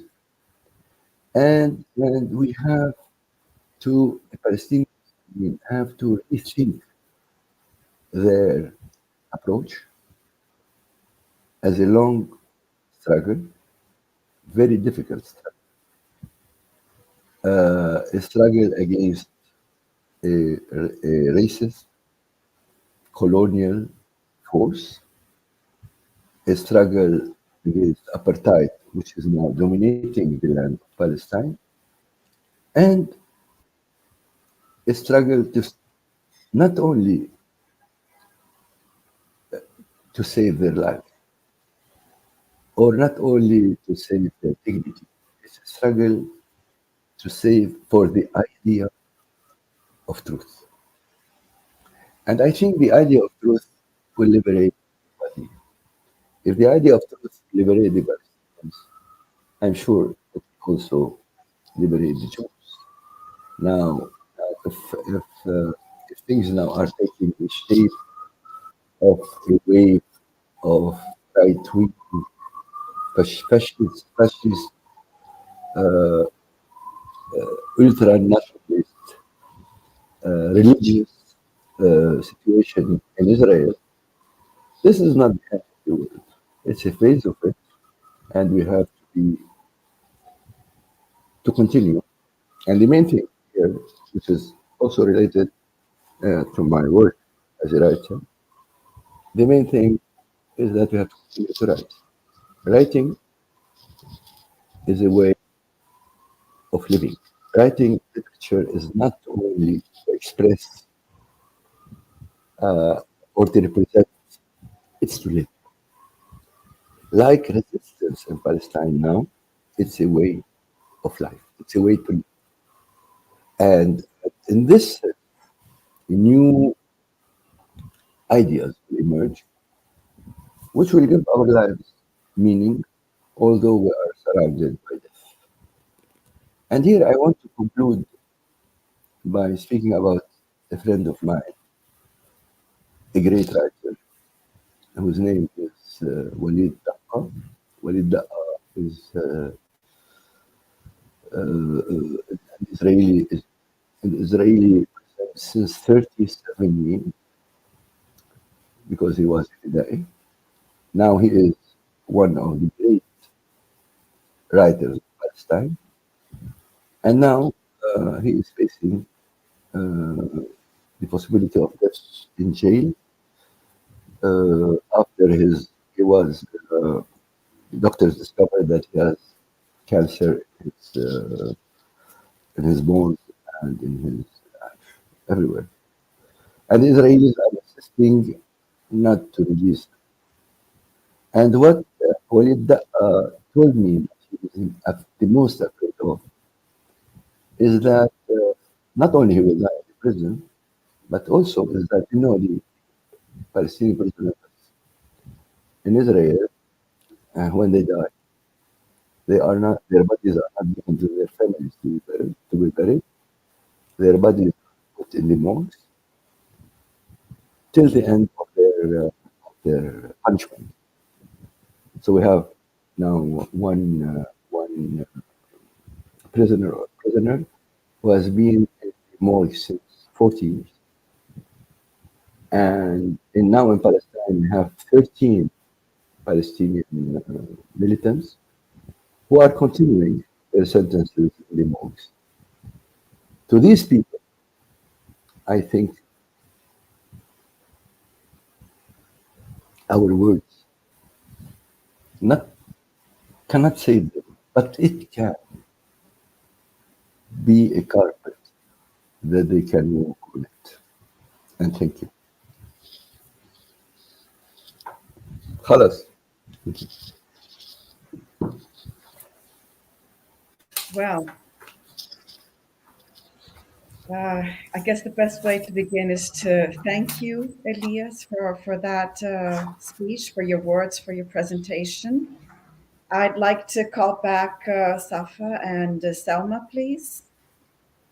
Personally, I'd like to say that very rapidly, I mean, it's not only a highly elaborated speech we just heard from you, Elias, but a very one that we feel very deeply, on our bodies, I would say. I would actually go to that point. So our role now is to bring out the questions from the students and allow also Selma, Safa to interact with Elias with your own questions that you might have.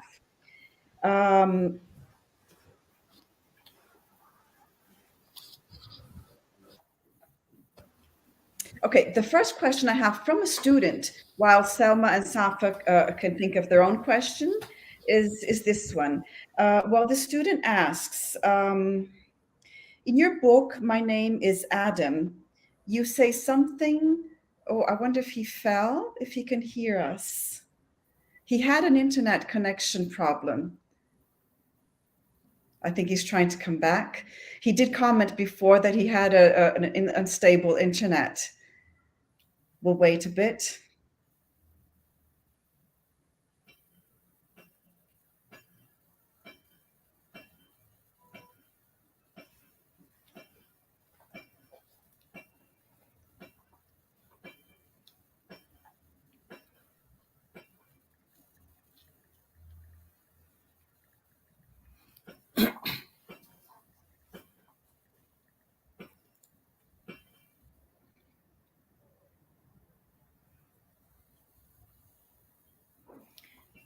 Maybe, Arlene, you can see if there is another question. So, oh, he's trying to come. Yeah. Oh, welcome Good. back.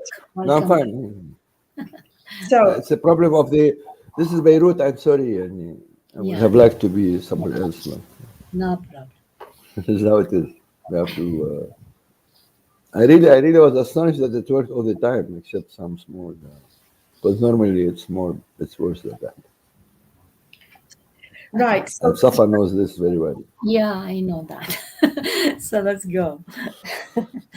right. So the first question that I received here from the students is, okay, in your book, Elias, My Name is Adam, you say something like, the literature came to forge a new language for the victim, to proclaim a literature of silence and to take us with Darwish to where the wind blows.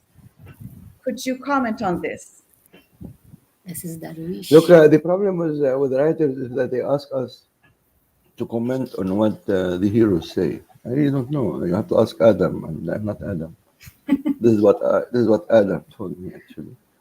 Actually, when you write about a character like Adam, who's a very problematic and interesting, he is a very close friend of mine.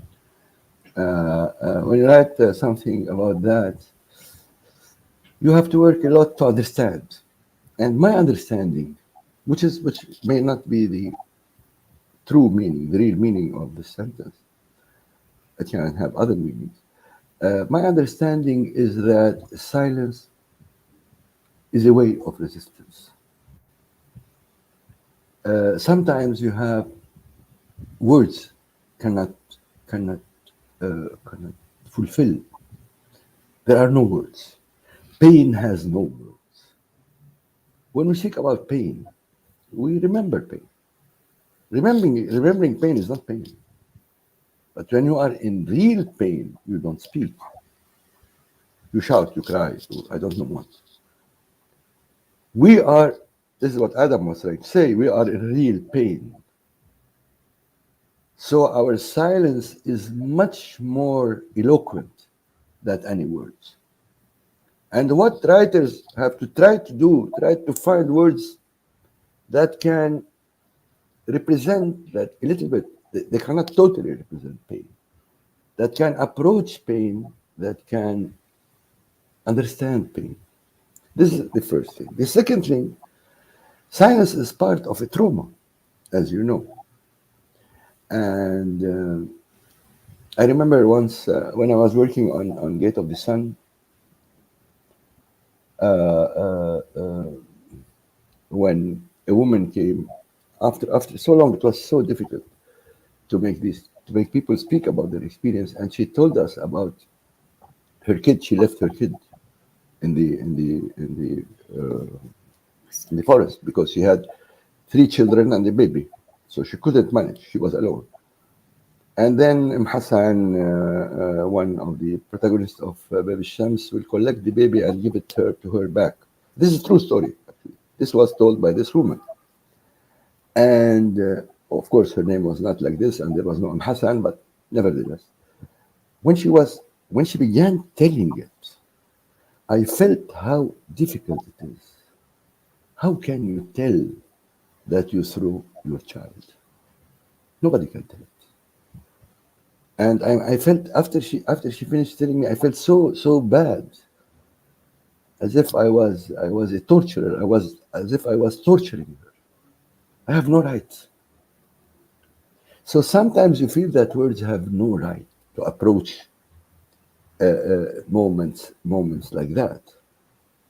And for example, in My Name is Adam, when I tell the story of the Palestinians who were living in the ghetto and were obliged to work in Lydda by the Israeli army, and they were obliged to steal their own homes. Yeah.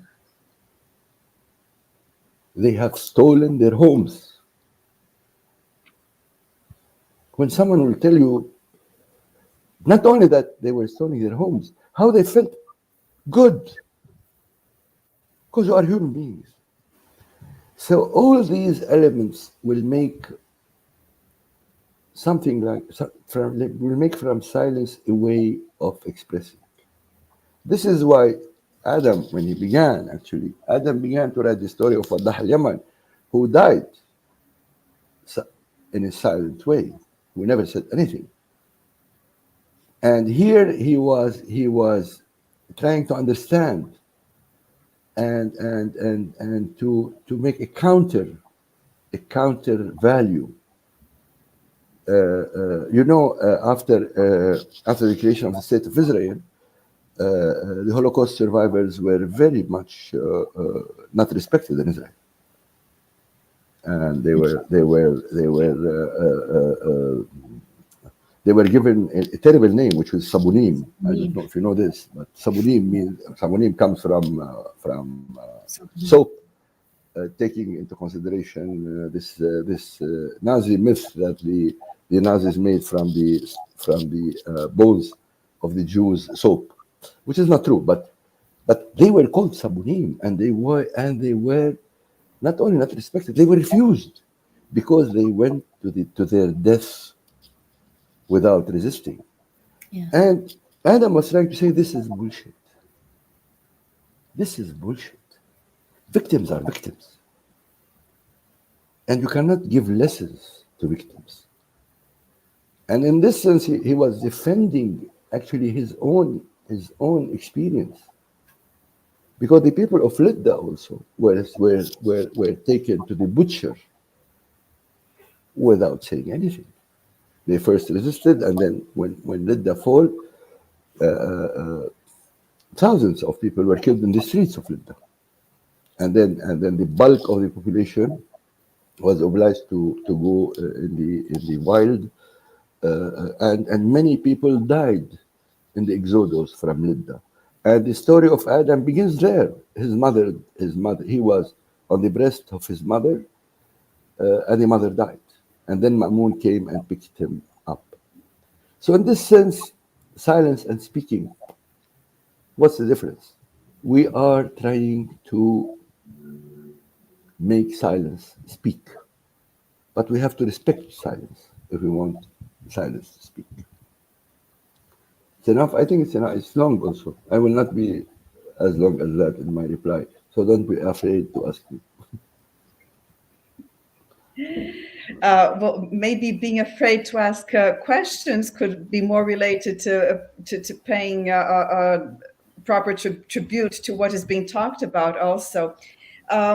There's a question from Salim Nasser, he's a colleague, on the distinction between history and stories. Can we say that a tragedy that is not told has not existed, and that it only enters history if it has been told as stories? Really, this is really I cannot. I don't know. The whole notion of history is very problematic, and the whole difference between history and story also is very problematic. Because I suppose that the story is the real history of the daily life, and this is what many historians now are aware of. And it began with the Annales school in France to write social, to write about the marginals and so on and so forth. But actually, what literature can depict and historians cannot is the daily life, is the daily language, is actually when I write a novel, the main thing I learn is not stories only. Okay, there are stories that I learned and many stories that I imagine. But what I really totally learned is the language. I learned how to speak and how to write. This language, which have no space in history, in the serious books of history, I mean, this is the essential part of the human experience. And this is what literature do. Now, this is what novel or stories or poetry, not only stories. Also poetry began, historically speaking, as stories. From Gilgamesh to the Greek epics and so on. These are stories also. These are not only poetry. So, telling the story is a way of existing. The story is to exist. History, I can say history is to cover the existence with ideology, with presupposed ideas, with meaning, big meanings, which are of course meaningless, because the real meaning is the human life and the human experience. Exactly. I can read here in the chat that Selma has to leave in like 1 minute. So I don't want to, I'd like to ask Selma to say some final words if you would like before you go. And thank you already very much for taking part in this class, Selma. No, thank you. And I'm very sorry. I slightly confused the time zones, and I thought that I had a little bit more time at the end. But it was fascinating to hear Elias speak. I'm really honoured and to listen to everyone here. Yes, I don't know if there's any particular questions for me, or Well, no, well, thank you very, very much, Selma. It's yeah, it's been really a pleasure to have you here with us. So I just wanted to give you that space so that we understand and the students understand. If at some moment you have to just go, don't worry. Yes, okay. Well, thank you, and thank you to your students, and they can always contact me afterwards if they have any questions. And I hope to be able to share the bibliography, and I really congratulate you on running this series. So thank you, Eileen. Thank you, Selma. It was really great hearing you. Thank you. Okay. Thank you. Bye. Bye. Yes, there's a question here, Elias, related to the relation to. Let me see if I understand.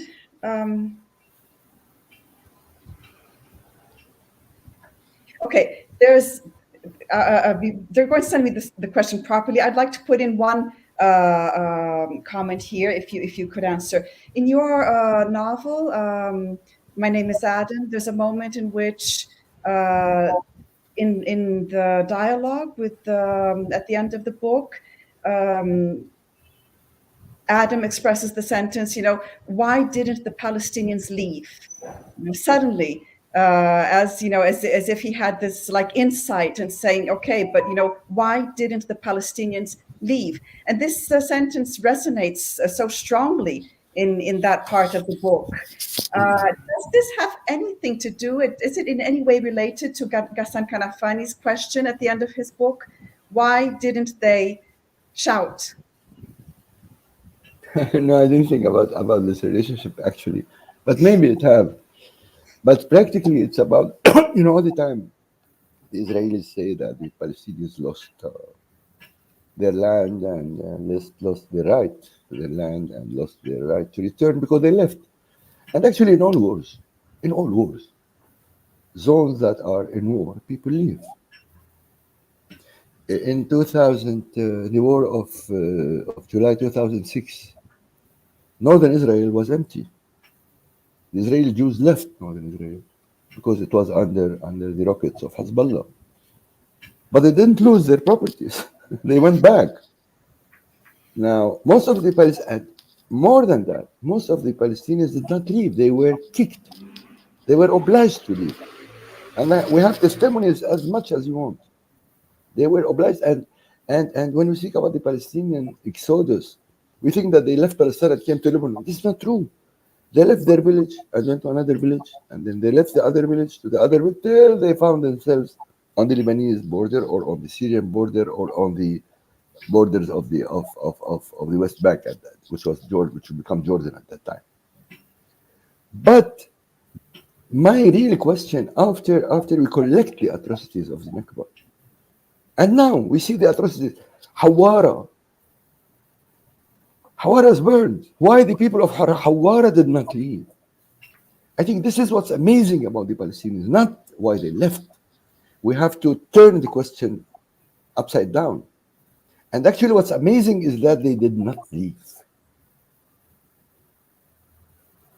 Yani, imagine that after all the atrocities of 1948, you had more than 150,000 Palestinians inside Israel. Now they are 2 million, right? And they are citizens, second class, third class, whatever citizens. But why they didn't leave? They lived under such conditions. When I speak about in the children of the ghetto, about the ghettoing of the cities, but actually the villages also were ghettos, because there was this military rule from 48 till late 66, till 67 actually. The Palestinians of Israel which is of Galilee and the Triangle and the Negev, couldn't leave their village without a permission from the military governor. If you are sick, you cannot go to a doctor. You cannot go to a hospital. You need a permission. So they were encircled in their villages.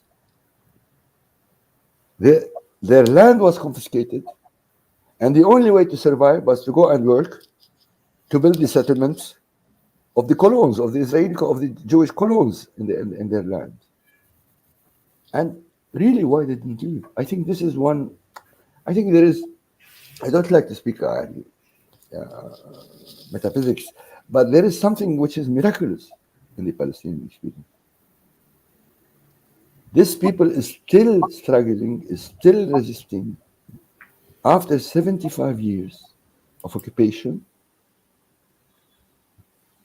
after hundreds of massacres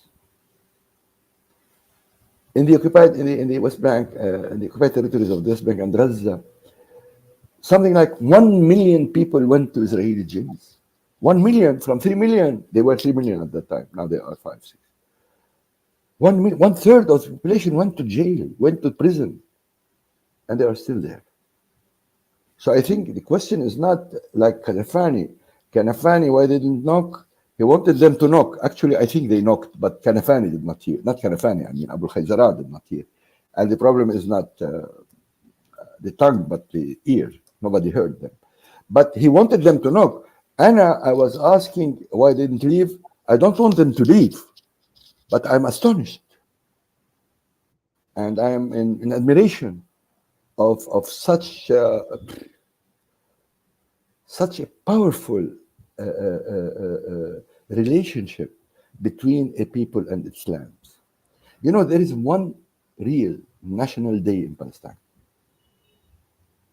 This independence of Mahmoud Abbas and bullshit, this is meaningless. There is one real public event in Palestine which we celebrate. It's called Yawm al-Ard, the Day of the Land, which is the day when we commemorate the relationship between the Palestinians and their land. This relationship with the land is the main issue of the Palestinian identity. خلاص بكفي ما خلاص. Yes, Elias, we have 600 people enrolled in this class. We've had several hundred watching, and I think they're dumbfounded because we don't have any more questions, which we usually do. Safa, I'd like to give you some space for some final words if you would like to ask Elias, because also after this last explanation, the only thing left is to thank Elias very much. Exactly, Arlene. I think there is nothing but silence now after what Elias have said.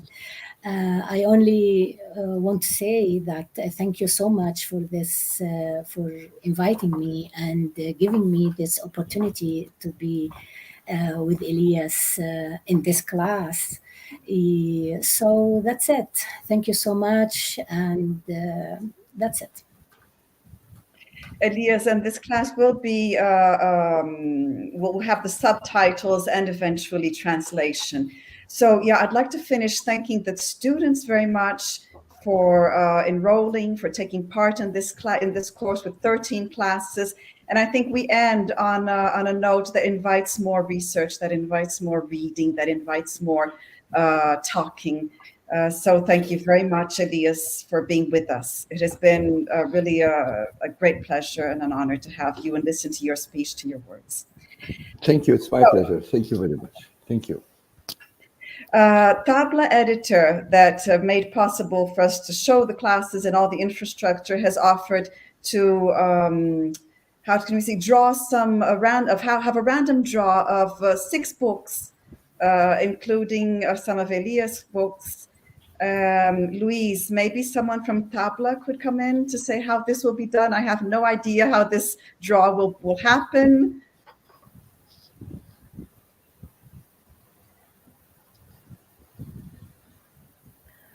Where is? Yeah. Olá, tudo bem?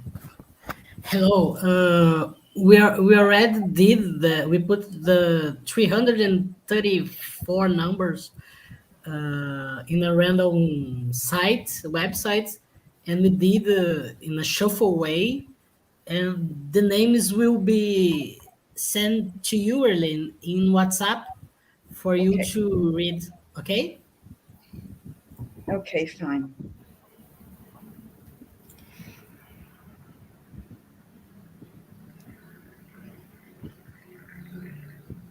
Okay, so just to announce rapidly, Jaqueline Cristina Casemiro has won the book by Elias Khoury, My Name is Adam. Julia Furlan, Mahmoud Darwish, Memories for Memória para o Esquecimento. They're all in Portuguese, by the way. Muhammad Taisir, the book Gaza. Gaza, Land of Poetry, Gaza, Márcio Augusto has got this one. Ilan Pape's 10 Myths About Israel goes to Julia Rodrigues Lobo, and Gassan Kanafani, Men Under the Sun, José Jorge Nader. So this will all be arranged, and I don't want to lose time with this right now. Elias, well, thank you very much for all this, and it has really been wonderful to listen to your speech. As I said, it's going to be registered and properly. Thank you all. Thank you very much. Thank you, Safa. Thank you, Aline. Thank you all the students who bothered to hear me and to hear us. And let's hope we can shortly meet directly in São Paulo.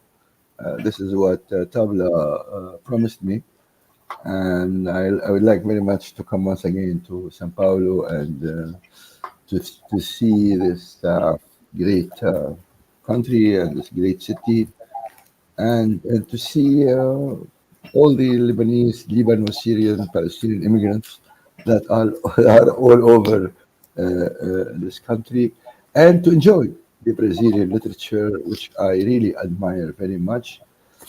And we have read some of it translated by Safa, and some I read in English. And this is a great experience all the time of exchange and of knowledge. Thank you very much. Thank you, Elias. We hope we will see you soon here. Okay. Shukran. Assalamu alaikum. Shukran. Bye-bye. Hope to see you soon.